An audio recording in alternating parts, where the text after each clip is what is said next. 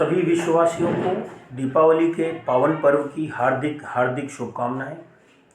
जैसा कि सभी को पता है कि दीपावली के दिन लक्ष्मी जी का पूजन किया जाता है और सर्वप्रथम लक्ष्मी का मतलब पैसा, धन से लक्ष्मी जी के पूजन को जोड़ा गया और खासकर कुछ लोग सोने चांदी और धन की ही पूजा लक्ष्मी पूजन के रूप में करते हैं। अब आपने देखा होगा कि लक्ष्मी जी का जो वाहन है वो उल्लू है, वो सदैव लक्ष्मी जी के साथ में रहता है। तो आप ये ध्यान रखो कि उल्लू क्यों लक्ष्मी जी के साथ रहता है और उल्लू का क्या काम है।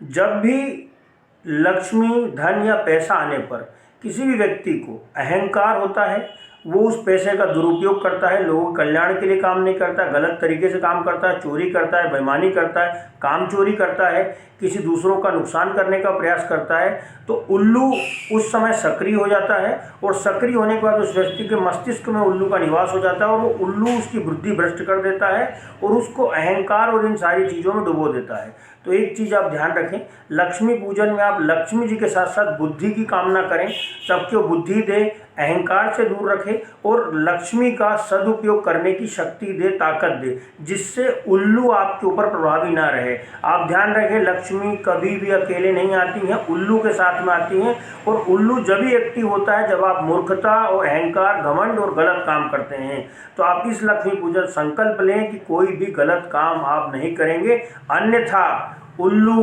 आपके मस्तिष्क में निवास करेगा और आपको अहंकार, घमंड और इन सब चीज़ों से भरकर मूर्ख बनाकर उल्लू ही बना देगा। तो इस दिवाली हम संकल्प लें कि हम लक्ष्मी का सदुपयोग करें, लोगों के कल्याण के लिए काम करें, कुछ अच्छा काम करने के लिए काम करें। ईश्वर ने हमें अगर संपत्ति दी, धन दी है तो उसका सदुपयोग होना चाहिए और आगे पीछे चल के जन कल्याण और आपके माध्यम से कुछ अच्छे कार्य हों जिससे लक्ष्मी जी का भी सदुपयोग हो सके।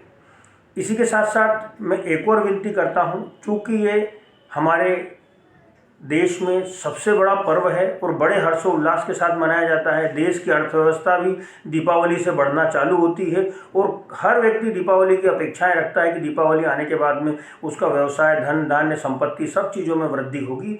लेकिन इसके साथ साथ उत्सव के रूप में हम लोग फटाके, फुलझड़ियाँ, कई सारी चीज़ों का, दीपों का तो है ही, हम दीपों की माला जलाते हैं। इसके साथ साथ जब हम फटाके फोड़ते हैं तो मेरा एक सभी लोगों से अनुरोध है कि बड़ी सावधानी के साथ आप फटाके फोड़ें। कई बार अगले दिन पता लगता है किसी का हाथ जल गया, किसी को फटाके से आंखें फूट गई, किसी को अनार हो गया, अनार की लो से जो है उसके नुकसान, शरीर को नुकसान हो गया।